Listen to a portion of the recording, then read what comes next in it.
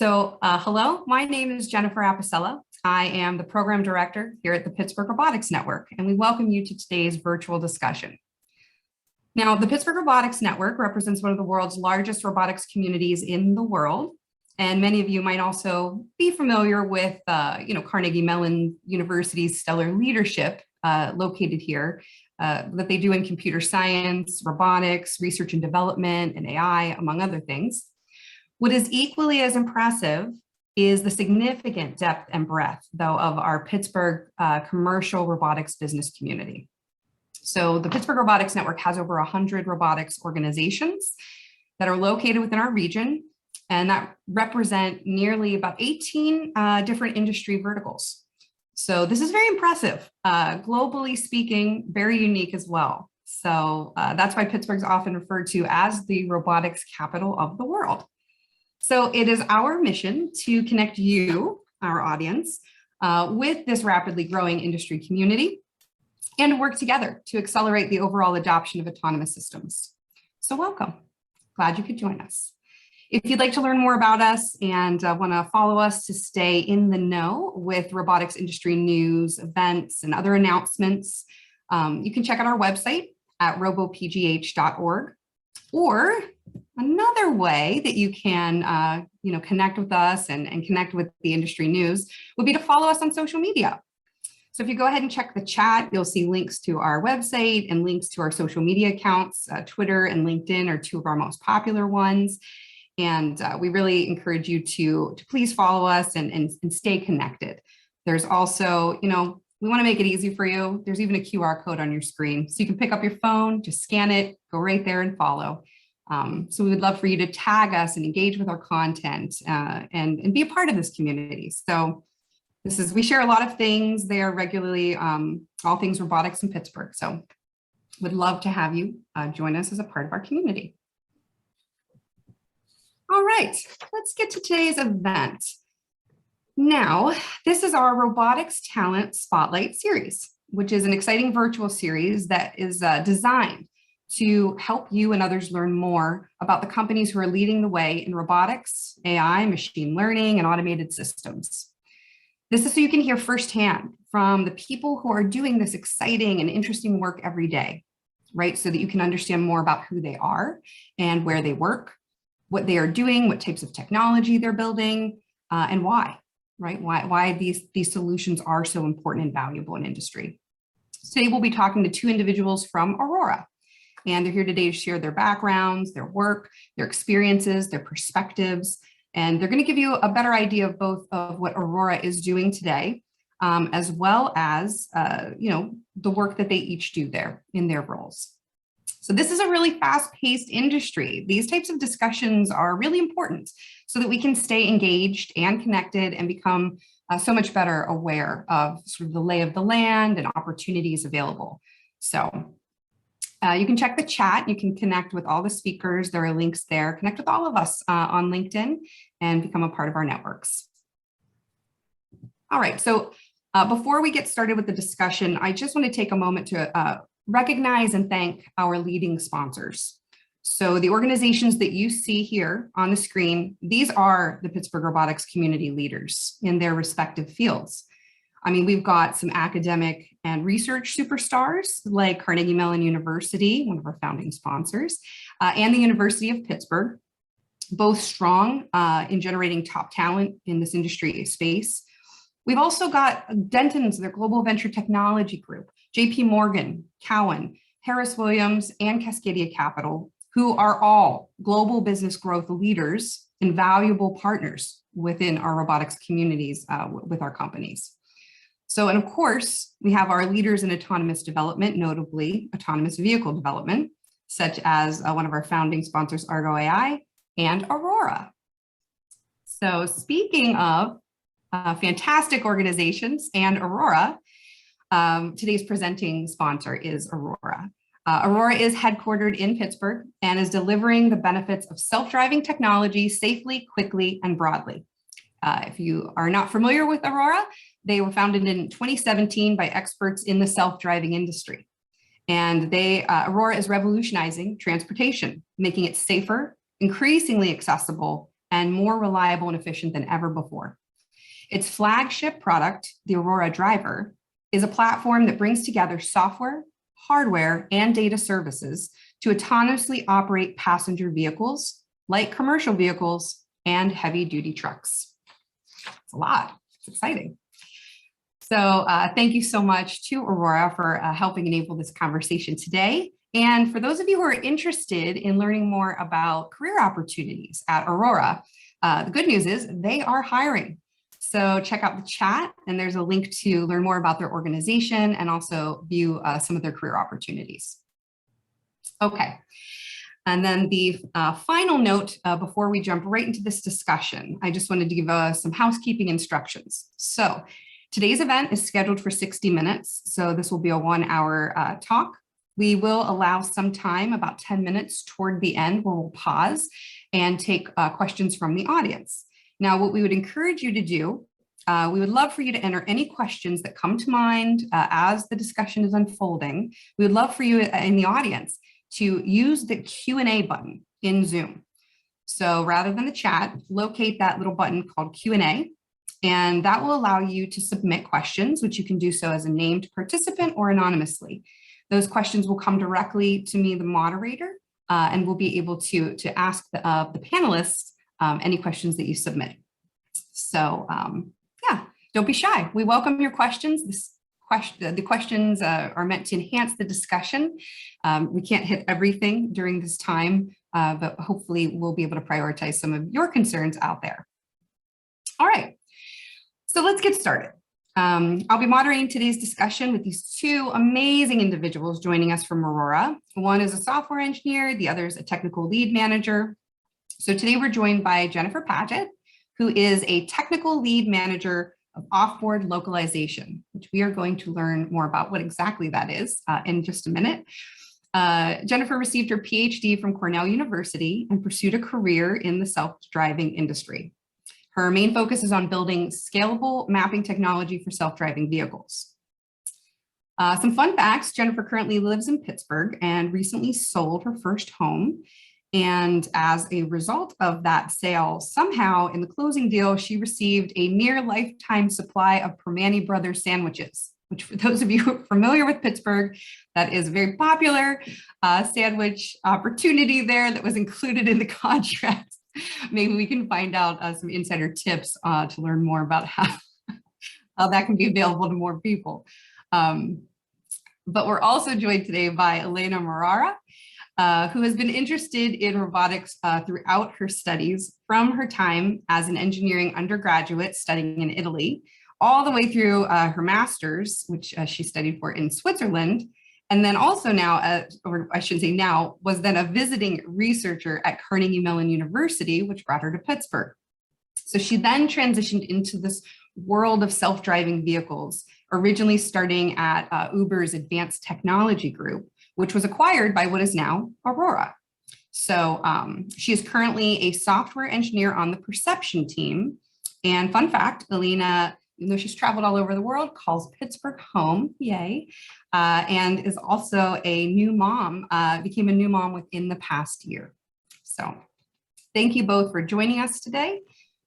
And why don't we go ahead and just dive right into the discussion. So a good place to start, I think, would be, why don't we learn a little bit about each of you, a little bit about Aurora, but let's talk about Aurora specifically as a company and what exactly they do, right? So if you could help us understand, if they've never heard of Aurora before, you know, the industry served, the customers, the services, technology, there's a lot to sort of absorb. Jennifer, maybe best to start with you. If you could help us understand a little bit about Aurora, what specifically they do and who the customers are. Yeah, for sure. So Aurora is developing self-driving technology to power both trucks and passenger vehicles to revolutionize how we move goods and people.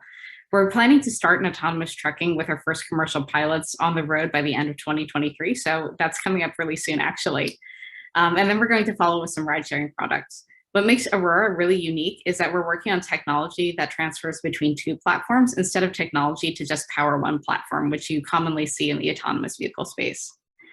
Aurora was founded, as you mentioned before, by 3 leaders in self-driving. So that's Chris Urmson, Sterling Anderson, and Drew Bagnell. Chris led the Google self-driving car team and was technology director for Carnegie Mellon when it won the 2007 DARPA Urban Challenge. So, really a good breadth of experience in the industry and with the technology. Sterling developed MIT's Intelligent Copilot and then launched Tesla's Model X and Autopilot. And Drew worked for over 2 decades at the intersection of machine learning and robotics across industry and at Carnegie Mellon. So given the experience of our founders, we really focus on what we do best, which is another thing that makes us unique as a company. That's just building the technology, not building the fleet. You'll see many self-driving car companies that work on both at the same time. And that's a lot to handle when you're not an expert in both necessarily. So we partner with industry leaders that have decades of experience in manufacturing, like Volvo and PACCAR, so we can all work on what we do best and win together. Now, as far as the problems we're solving in the industry, right now we're hauling commercial loads in Texas on long-haul routes between Dallas, Houston, and El Paso. We're operating day and night, 5 days a week with a 100% on-time record, which honestly for a newer company is pretty impressive. We're working with partners like FedEx, US Express, and Uber Freight to integrate our self-driving technology into existing freight networks and to plan for how we can help address some of the truck driver shortages we're all experiencing and some of the supply chain issues we're definitely feeling at home. Aurora-powered semi-trucks are now regularly driving between Fort Worth and El Paso, actually, in preparation for the launch of an upcoming pilot. So this route actually represents the middle portion of one of the busiest commercial thoroughfares in US trucking, if you didn't know. And that's the route between Atlanta and Los Angeles. It's over 600 miles of highway and takes more than 9 hours of driving to traverse, which, for any human that's done a long road trip, I think you can empathize with how hard this is on our truck drivers. These demanding hauls are really a great match for the Aurora driver and the Aurora Horizon trucking product. This shows how we're building our autonomous vehicle tech to fill gaps in the supply chain, which is really important right now. I think that's helpful. There's a lot going on in the autonomous vehicle space, right? There's a lot of different types of, you see the different types of transportation solutions that are out there. I think an important distinction that I heard you mention was that Aurora focuses on the technology, not so much the actual vehicles themselves, right? So all the work that Aurora does is around developing the self-driving technology, not rebuilding trucks or making new trucks or vehicles themselves. Is that correct? That's absolutely correct. Yeah.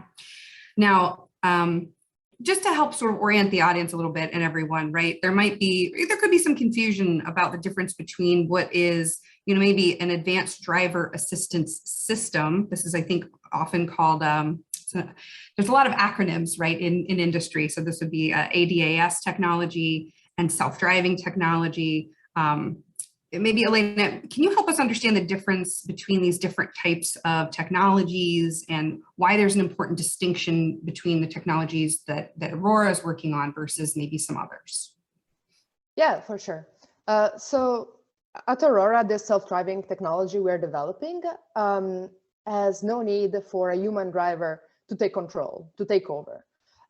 So that's very different from assistant driving systems, which instead are meant to help the human driver drive safely. So that's the key part. The human is still responsible for the performance of the vehicle, including the safety part. So therefore, autonomy and assisting the driver are very different solutions that have different challenges, both on the software side and the hardware side. It's simply not an option to bail and say, I don't know what to do. Human driver, please help me now. To add a bit more flavor to that, we do have the option of having a human in the loop in the Aurora driver, but in a context which is very different from assistant driving systems.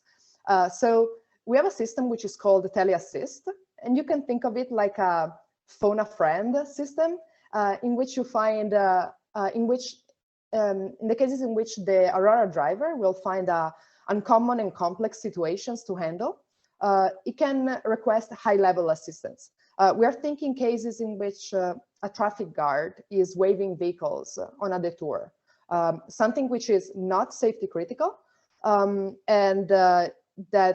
so in this way, the system asks for assistance from a highly trained operator who will watch the camera feed and the sensor data and provide high-level guidance. Now, again, the Aurora driver will never gonna ask you questions like, there's sensor data I don't understand. Should I stop for it or should I drive over it? Like those safety critical questions are handled by the technology itself. And for reliability purpose, you can request high-level assistance from expert operators. Yeah, that's really helpful. And I think it's unique. That's a unique approach, right, to this and a very successful one. So that's good to hear. Now, so I think we sort of talked a little bit about, Aurora, the history, right, how Aurora came to be, what specifically, what problem is solved, right, what Aurora does, why it's slightly different, and then even a little bit of background there on, what are they making autonomous, right, what specifically, right, is becoming automated there. So let's shift gears a little and talk about each of you for a moment, right? So let's learn a little bit more. Let's share, if we can, a little bit more with everyone about what kind of work you each do, right, in this sort of these roles that you have at Aurora. Now, we mentioned your job titles, right? We have, a technical lead manager for the offboard localization. We've got software engineer and perception. People may be familiar with some of the words in your title, but if you could help translate for everyone, if you could each just sort of say, yes, this is my title, but this is actually what that means. This is on the day-to-day, the type of work that I do. Who wants to begin on that one? Yeah, I can start here. So as you mentioned, I'm a technical lead manager for offboard localization. So basically, I lead the team that develops core mapping technology that the Aurora driver uses to allow the driver to know where it is in the world and how it should behave in certain situations. So I work very closely with other teams that contribute to the overall Atlas product that Aurora produces to understand interconnections between the system I own and downstream systems. So the systems include other systems that contribute to the Atlas that add annotation information about local traffic laws and patterns. So the Aurora driver knows the appropriate etiquette on the road, even down to speed limits or emerging patterns. And I also work with a team that, on board while the Aurora driver is actually executing autonomously, allows the Aurora driver to know where it is in the world so it knows how to use the map information. Now, my role as a technical lead manager is actually comprised of two parts. I am both a manager and a technical lead. So on the manager side, this means having daily meetings with my team and doing all the administrative and planning work that comes along with being a manager pretty much anywhere. On the technical lead side, I'm responsible for driving the direction of technology in my domain. So for some of you, if you've heard of SLAM or simultaneous localization and mapping, that's basically the domain that I own at Aurora. So from my side, I am a backend robotics engineer, and I work in the perception team. So the perception team is the part of the autonomy stack, which is responsible for perceiving actors around the autonomous vehicle as it drives. So by actors, we mean vehicles and pedestrians, but also traffic cones or debris on the road or the turn signal that are on our vehicle. And I work on two aspects in the perception team, what we call capabilities and what we call evaluation. So on the capability side, I am responsible for an area of opportunity for the perception stack to improve. Think increasing the maximum range that the perception can perceive objects at. So perceiving objects at far distances, right? What this work entails is collaborating with my perception team members to develop changes to our neural network models or to our engineered solutions, change the contract between perception and motion planning, so the agreement on what we will produce, as well as, very importantly, see what are the main failure modes on the road. So we drive, as Jen mentioned before, we drive several miles every day, and we have to make the best of those miles. We want to use every learning that we find on the road. And this is ties to the other part of my job, which is about evaluating the perception system. So I am one of the engineers responsible for the tooling that gives you metric on how the perception system is doing. So there's, in terms of knowing how well are you doing, how well is autonomy doing, a number which is often used in the industry is the number of miles driven before a human have to take over on average. And this is an important number, but it's a very small part of the equation. So if you think about when you drive on the highway, most of it is really boring. You're just cruising down the lane, not much traffic, and the vehicles around you are abiding the law. But then there are rarer and very important events, like there's a vehicle on the roadway shoulder, maybe stopped for some reason, and children running around it. Or there's a pickup truck in front of you, which drops some object, and you have to hard brake for it. So while the Aurora driver is on the road, we record every mile that we drive, and we mine for interesting event. And we continuously test the software to know how we would do today in those events that were recorded 3 months ago. So you don't lose any interesting data, and you continue monitor progress. And that's what I focus on as well in my perception job. Great. I think that's helpful. That's, you know, job titles can get a little, especially in high-tech spaces, they can get a little confusing to others who might, once they hear, right, from each of you, the work you do and the things that you do, they may find that their skills translate, or, oh, you know, that's something I could actually do. I could be a part of this industry. I think there's a lot of things to sort of demystify, right, to others, to sort of make this space more accessible, especially within the technology community. So yeah, thanks for that. That's very helpful. Now, something I know I'm personally very interested in, and I think everyone else would be, is sort of, how did you end up at Aurora, right? You know, how, you know, it's interesting, I think, anytime I talk to anyone and hear about their career journey and what sort of, how they got started. And, you know, it's always this winding road. It's not like, oh, I decided that's what I want, and I'm going to go get that job, and I go and get that job, and now I have that job. That is more rare, I think, out there. So yeah, what I'd love to hear, if each of you could share, right, is based on your backgrounds, what led you, and what personally drew you to this company and these types of roles that you're in. If you could just share, yeah, a little bit about your personal journey, career goals, skills, passion, and all those things, that'd be helpful. Yeah, so I mean, for me, it was personal experience. I mean, I really do believe that self-driving technology has a potential to revolutionize the way we think about and use transportation technology. So when I was a grad student, I was in a long distance relationship. And part of keeping that relationship alive was every couple of weeks on a Friday night, I would leave Cornell in upstate New York and make the 6-hour nonstop drive to Pittsburgh. And then, of course, turn around on Sunday and do the reverse direction. And, you know, through about 5 years of doing this long distance drive, and also my, you know, husband doing the opposite long distance drive, it really dawned on us of like just how taxing some of these long haul drives are and how dangerous they are, especially in the middle of the night. You're dealing with fatigue and low visibility, never mind the hours and hours and hours you spend on just getting yourself from point A to point B, when you could be doing other things like reading a book, maybe getting some work done. So, you know, I think that's really what drew me to autonomous driving, was just the personal experience of doing all these long haul routes. And I mean, they're not even long haul compared to what some truck drivers do and what we're trying to tackle with our autonomous trucks. This is just in a personal vehicle.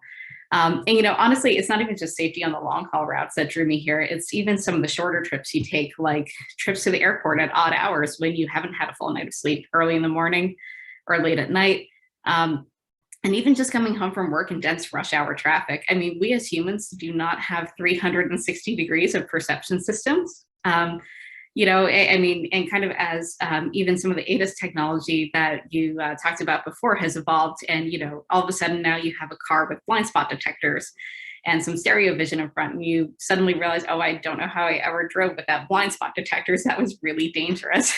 I think as autonomous driving develops more and more, we're going to start questioning how we ever drove at 65 miles an hour in high density traffic on our way home. So, you know, for safety reasons, I was really driven to this industry and the social good it can do. And then, you know, also how much it unlocks a huge amount of availability in transportation. So much like Elena, I actually started out my career working at Uber ATG and then came to Aurora through the acquisition. And, back then we were looking a lot at Uber at rideshare technology. But there's a large group of people that just don't feel safe getting into a car with a stranger behind the wheel. I always used to talk to my grandmother about taking more ride shares as she wasn't able to drive any longer. And, she always used to tell me she never felt safe. So this really unlocks a huge amount of transportation for people that, can no longer drive for some reasons or really just need a car when they're sleepy. Yeah, so let's see my career path. So I joined the self-driving industry right after grad school. I did my master in robotics. And so while this is the only industry experience I have, I actually had the opportunity to work with the different robotics fields while I was in grad school. And that really helped me shape what I cared about and what I didn't. Going briefly over them, I worked on a rowing simulator. So imagine a robot the size of a living room. There is an athlete in the middle moving the oars, and the robot simulates the friction you would get from the water in different conditions. I then worked with the industrial robots. Was working with a dual arm manipulator meant to work side by side with humans. And then when I went to CMU, I started working with the snake robots. So in particular with the application in which the snake winds into pipes and does SLAM, so simultaneous localization and mapping in a pipe network. So I had a lot of fun with all these kind of robots, and they all have their unique challenges. But I realized that something I really cared about was working on something that would become a product and would impact people's life in somehow in a shorter time frame. So it's really exciting to work on an early days research project, and it's very open-ended. But for my motivation really comes from being more impactful to people in the next few years, right? And so this is where the Aurora product roadmap that, as we mentioned before, already starts in 2023, hitting the roads. It's really, really exciting to me, being able to impact people's life in not only my lifetime, but this early in my career. Yeah, that's helpful. And so now you both have backgrounds in engineering in your undergrads, right? And then you went on to, pursue advanced studies and things like that. Jennifer, was there a moment, besides the long distance driving halls that gave you that aha moment, like, oh, can't this be automated? Was there a moment in your studies at all that sort of, that sparked curiosity? Or made you think, yeah, I could do that. That would be a path that I'm super interested in.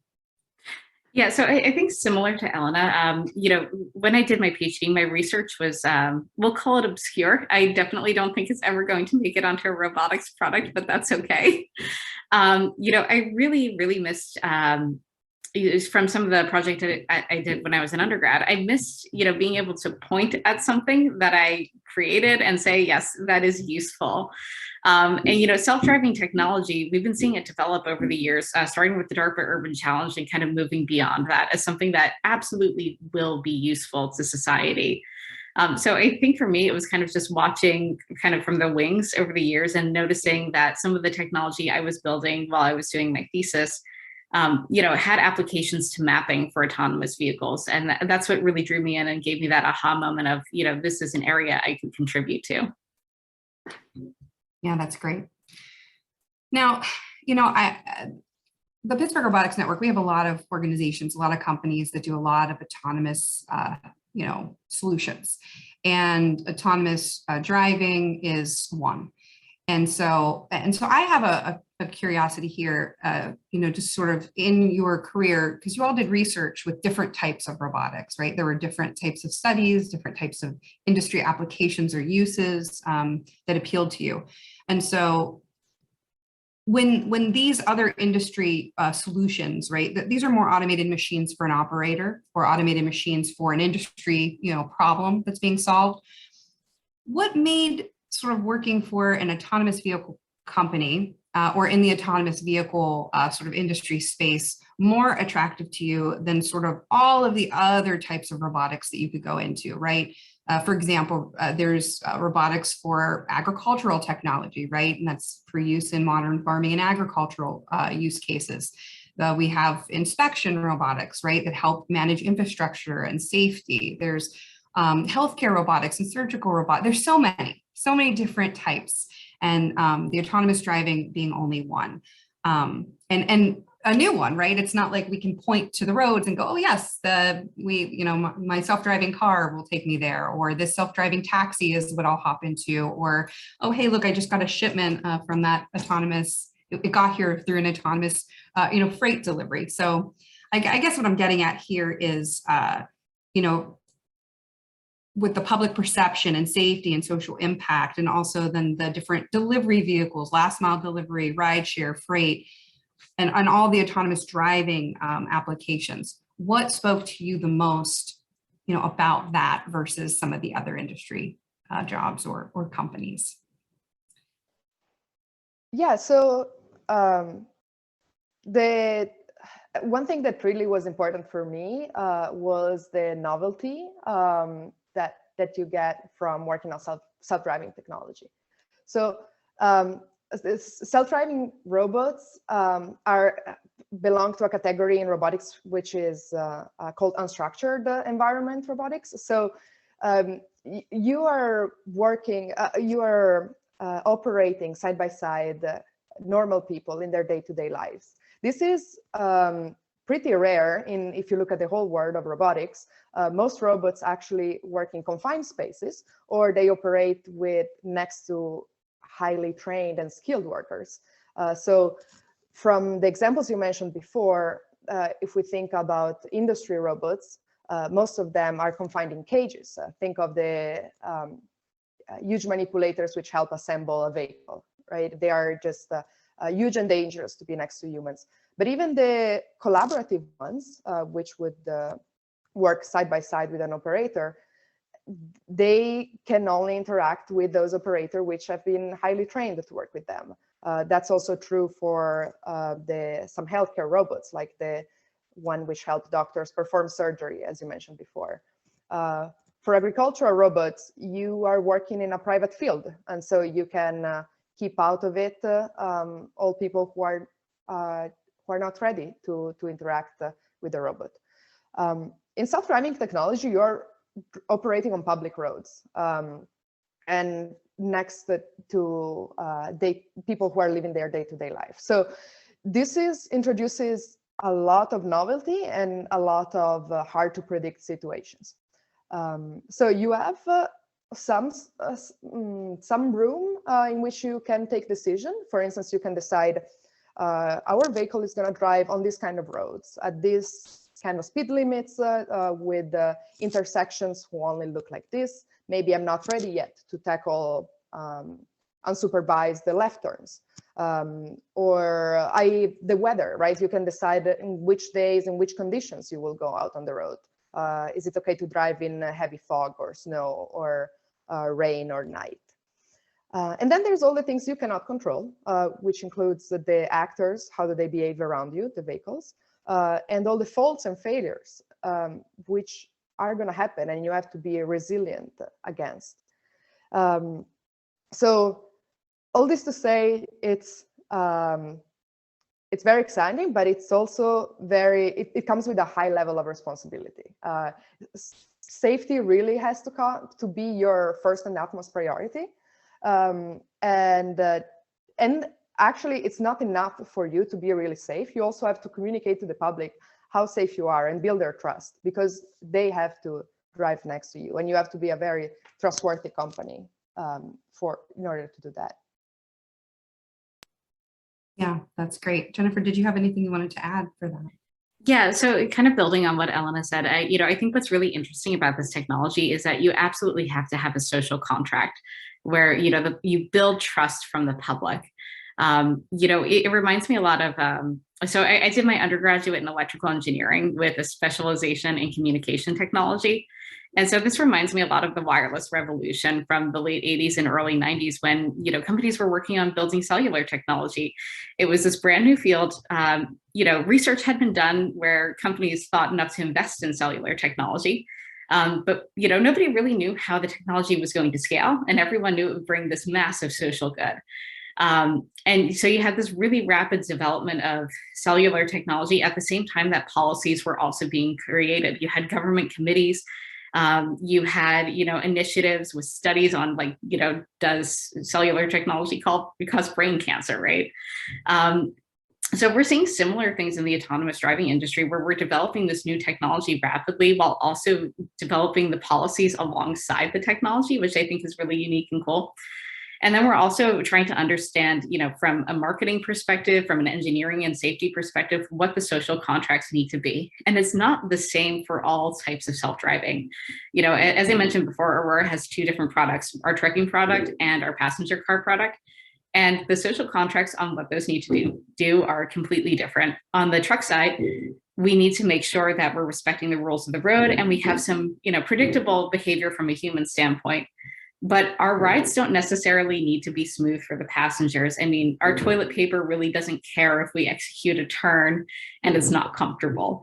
But, on the passenger car side, if we execute a turn too fast and it doesn't feel safe, maybe it feels like a shaky teenager driving, nobody's going to trust our product. So there's different levels of comfort and social contracts we need for each of our products. Yeah, that's a really great point. Yeah, and has completely different criteria of acceptability or standards for it. So yeah. Well, so we've covered a lot of ground here. Something I do want to bring up and touch on, I think that's very important to the workforce today is, and especially I think coming out of, we're going through, sort of the pandemic and all the changes that COVID has, impacted the workforce as a result. Love to know a little bit about what it's like to work at Aurora from a company culture perspective. So for example, a lot of in-person work environments transition to remote and stayed remote. Some innovated remote working and made it hybrid, right, to accommodate the needs of the people in the different roles they have. Some teams became distributed, right? So if it's a company that has multiple locations, the team could be located across multiple cities as opposed to having a team meeting all in one city or one place. So these types of things can be really important to people. If you could share with us, right, some of your key culture benefits or key things that are very much like, that's Aurora culture. These are the working conditions we have. This is the flexibility we have. It'd be great to hear, about your teams and how that functions. Yeah, so I can start off here. Aurora's adopted a hybrid working model that we call Mission First. And this basically means that our culture and work policies are focused on empowering us to do our best work, whether that's in the office or from home. Aurora recognizes that we all best serve the company when we're empowered to find the right balance between our personal and professional lives, which I think, personally is something that's benefited me. I'm actually a first-time expecting mother, and pregnancy is a lot harder than I expected. So having the flexibility on days where I'm just honestly not feeling well to stay at home and be comfortable and also do well at work has been really powerful for me. And especially during COVID, I definitely don't want to get sick. So it's been really nice to be able to work from home when possible. But at the same time, working in person definitely does help us collaborate better when we can. So Aurora has really designed these absolutely gorgeous offices to foster collaboration. When you go in there, there's plenty of meeting rooms and whiteboards, so you can gather your team and really jam on ideas and have really great brainstorm sessions. They also make it really convenient to go to the office. You never leave home worrying about packing your lunch. There's catering and snacks available. So, once you get to the office, you can really focus on work and bonding with your coworkers. Beyond that, During COVID, especially, staying connected as companies is hard, especially when your company is distributed among multiple locations. So Aurora has a couple of really great communication channels. Every Monday, we have a Pit Stop podcast that is published. It's 15 minutes of content, so you can get all the updates about what's going on through the company. We have an all hands every other week where we get to listen to the CEO speak and give a status update, which I think is pretty unique. And we also have a newsletter that goes out weekly, sharing all the engineering efforts going on across the company. And just speaking personally about how this all works, my team is pretty unique. We're split pretty evenly between Pittsburgh and San Francisco. Usually this means in most companies that it's going to be really hard to form one cohesive team identity with the different time zones. But the way Aurora has architected the way we work has made it really easy to foster a cohesive team dynamic and relationship. We have some core working hours. They're between noon and 5 Eastern time. And I think that's really great because during these core working hours, everyone's expected to, be signed in. That's the only time when you're allowed to have meetings. And it means that nobody, regardless of your time zone, gets excluded from meetings or has to work odd hours to make sure they can be part of the team. Yeah, thanks for that. That helps. I think that paints a picture, right? So the day-to-day, it's just one of those things, unless you work at the company, you can't really truly know what the experience of working at the company's like. So thanks for sharing that, because I think that does help people understand that experience a little better. Another question sort of that's a follow on to that would be something else around culture that's really important, I think, are how organizations craft or provide professional development opportunities, right? So to grow your career within the company itself, as well as diversity, equity, and inclusion practices, right? So programs and benefits that would be available to people, right, working at an organization. So, Elena, maybe if you could speak to something, some aspects of what Aurora offers in terms of the company's DEI programs, resource groups, or some of these other benefits that might be, top of mind or important to someone who wants to develop their career and also know, is this a place for me? Yeah, for sure. So interestingly enough, a year ago, I was in Jen's situation now. So I was pregnant with our first child, and I really benefit from the parental leave at Aurora. It's very generous. It's one of the best in industries. And as Jen mentioned, flexibility is paramount. Beyond this, there's actually I'm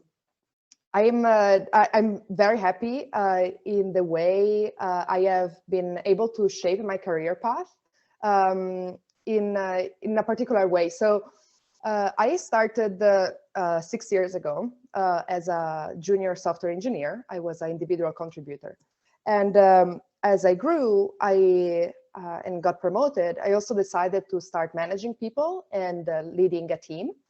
And this worked well for 3 to 4 years. And then I changed my mind. I decided that I wanted to go back to being an individual contributor. So, and I have been really impressed on how supportive my management chain has been.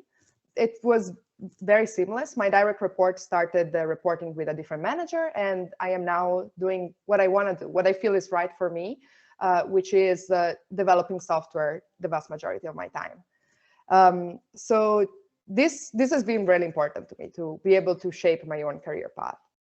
Going to the other half of your question on the DII, we have several groups at Aurora, employee resource groups. Some of those are the ones you find very commonly in companies, like the Pride group or the Black at Aurora group, the Mental Wellness Alliance.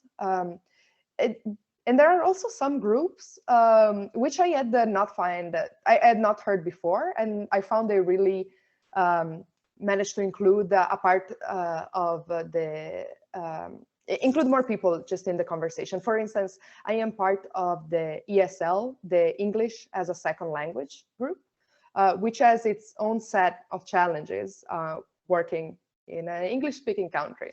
And there's other cross-group collaboration, which has happened around career advancement, or society outreach or student outreach for students which might be interested in doing internships.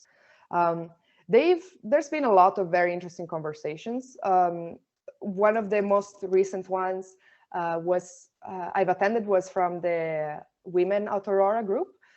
So our software lead, Yang Bin, she's part of the group, and she has monthly meetings with us, and we talk about very interesting topics like how to advocate for yourself or how to seek allies. And those sharing sessions, I feel they really help you grow in this non-technological sense, which is very important. Great. Yeah, again, that's these are things that I think you don't understand until you work for an organization. So it's always nice to sort of open that up, share with others so that they can learn and experience and hear those insider perspectives. So thanks for that. So yeah, I think we're going to actually take this time we've got a lot of questions that have come in from the audience. So I'm going to go ahead and shift gears and pull some of those questions to you all as panelists, just because we've got some really good ones. So I might not get to all of your questions, but if you use the Q&A tool and you've attended this session and you have something that's just sort of been in the back of your mind that you're wondering, just please submit it through that tool and we'll get to all the questions that we can. So the first question as we shift to the Q&A portion would be around where we're at today in terms of the technology. So for example, for public transportation, someone asked about the SAE level. And we see this come up from time to time, right? The levels of autonomy 1 through 5. And, you know, without going into a basic instruction on or education on the levels, right? I think someone's asking here about level 5, right? And what are the challenges to reach that level? So rather than specifically talking to that, if you could just talk about, right, where we're at today and what Aurora's goals are when it comes to autonomy, right, and how that translates in that way. Either of you can tackle that one, be fine. Yeah, maybe I can start. I can, so in terms of levels, as I mentioned before, is really not a continuum going from assisting the driver drive safely and having the computer be ready to drive safely in all situations. But in terms of how levels are usually talked to, Aurora is basically a level 4 or 5. That's what we are designing, right? It's a technology which can be used on trucks or passenger vehicles, which does not need the operator to take over. No need to take control for guarantee the safety.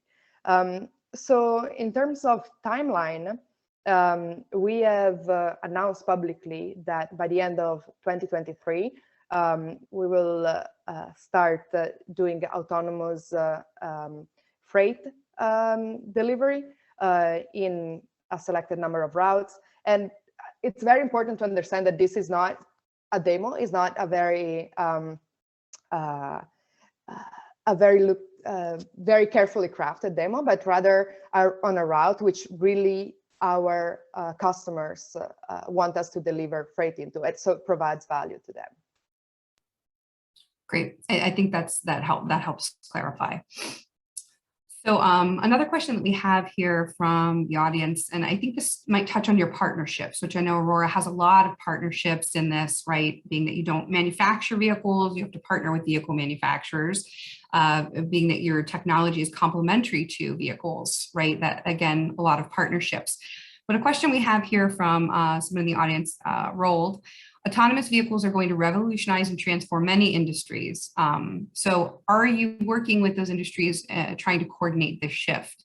So if one of you could maybe talk about some of the ways you're partnering, because I know I've seen some of the passenger vehicle side, the freight shipping side. How are you working with industries to coordinate or partner for this shift?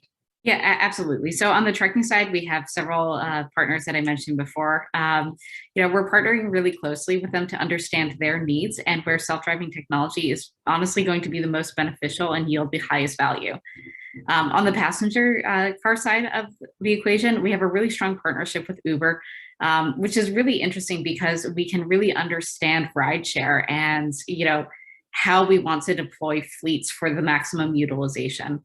So we're definitely partnering with many different players across industry to understand how we can best deliver the value of the Aurora driver. Great, thank you. So now we have a question also that's addressing the location, right? So it looks like Aurora had declared 2 separate headquarters, right? One on the West Coast, one on the East Coast, Pittsburgh being one of those headquarters. And I think I remember seeing an announcement that Pittsburgh is now the primary headquarters for Aurora.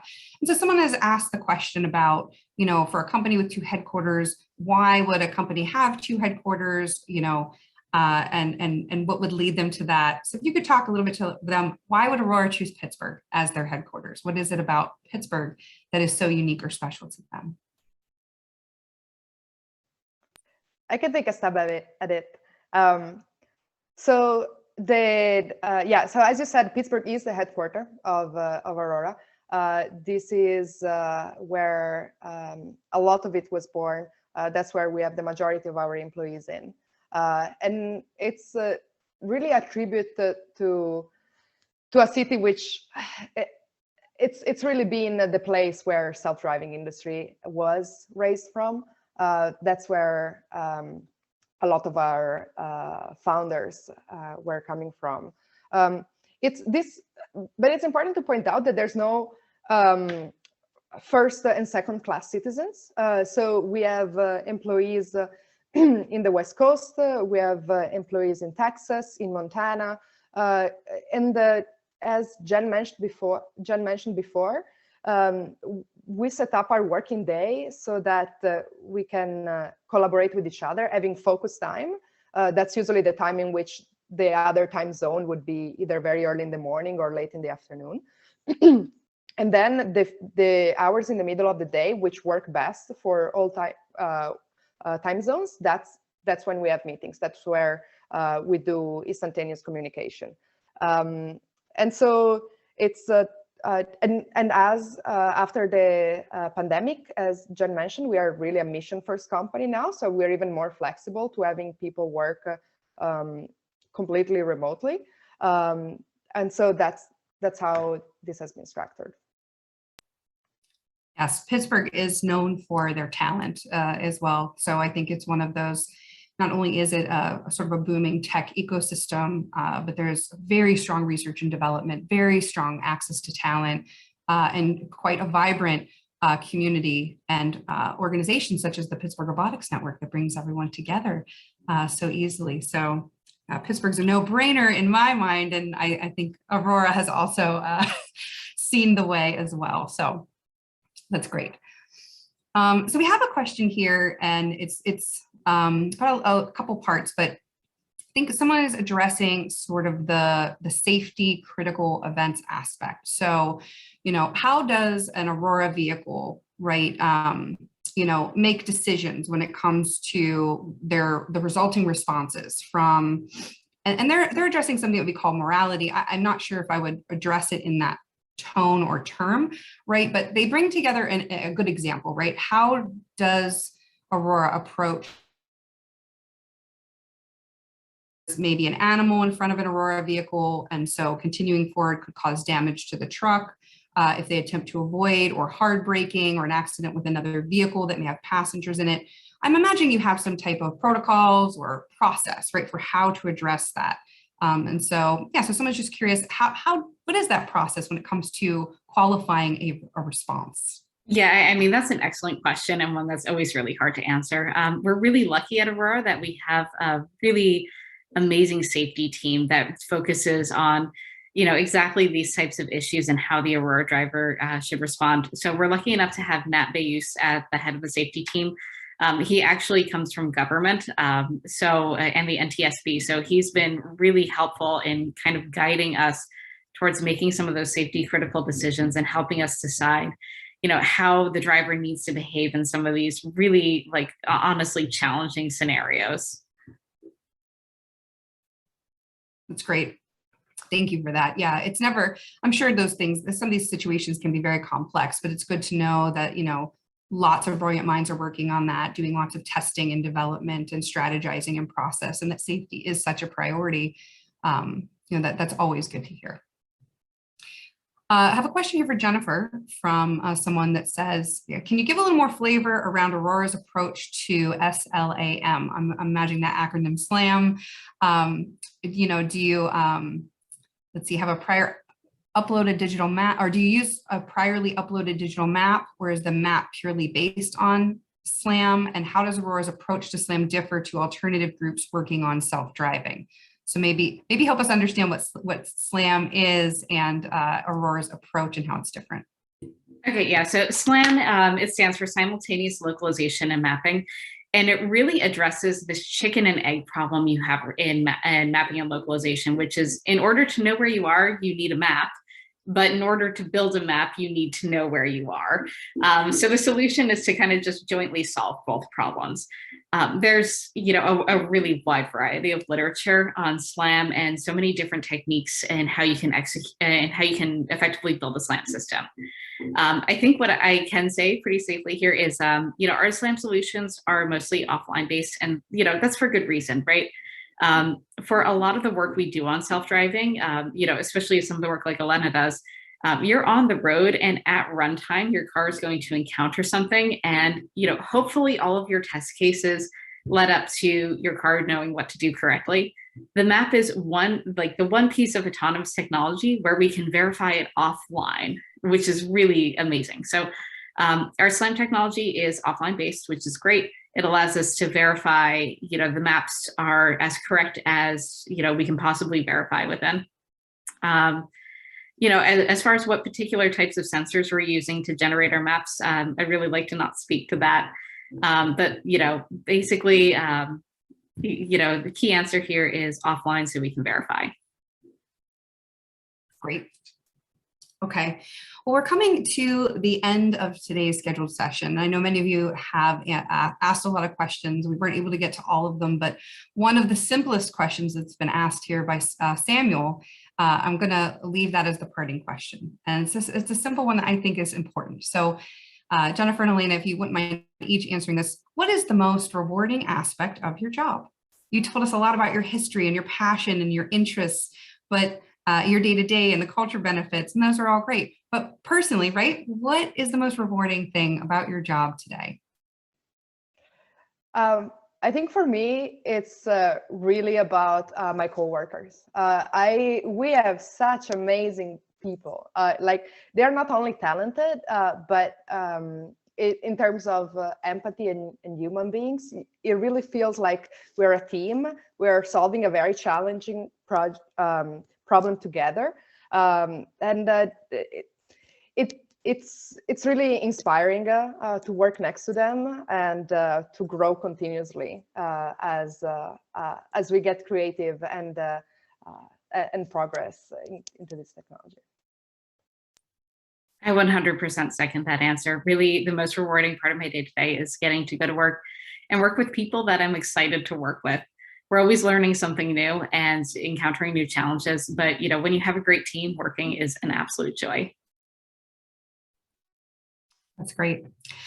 All right, so we've come to the end of our session today. I want to thank both of our speakers today, both Jennifer and Elena. This was a really insightful discussion. I learned a lot, and that's always one of the things that's really important, I know, to me and to our organization, is that these sessions are they're designed, right, to sort of crack open the companies and the people who work there and give everyone an insider peek into what goes into this kind of work. Also, it's so rapidly changing and advancing all the time. It's hard to keep up, right? You read an article last year, and then this year a new press release is out and something completely new is hitting the market. So I think it's really helpful, and really just appreciate you taking the time to share your journeys and your current situations at Aurora. Also want to make sure to thank Aurora so much for being a supporter of our network and just being a really fantastic organization here in Pittsburgh. And yeah, so for those of you who stayed with us, there are links put in the chat again. So if you're interested in exploring careers at Aurora, they are hiring. So if you want to sort of find out what the culture and the team benefits are that we've been talking about for yourself, go ahead and check out their open positions. And with that, we're going to end the session. So thank you all for joining today. If you tuned in for this, session will be recorded. So if you're watching the recording on YouTube now on our YouTube channel, thank you. But we will be sharing that recording with everyone who registered. So thank you all again, and take care, whether it's morning, afternoon, or evening for you. We appreciate you taking the time out of your day to join us. Thanks so much, and everyone take care.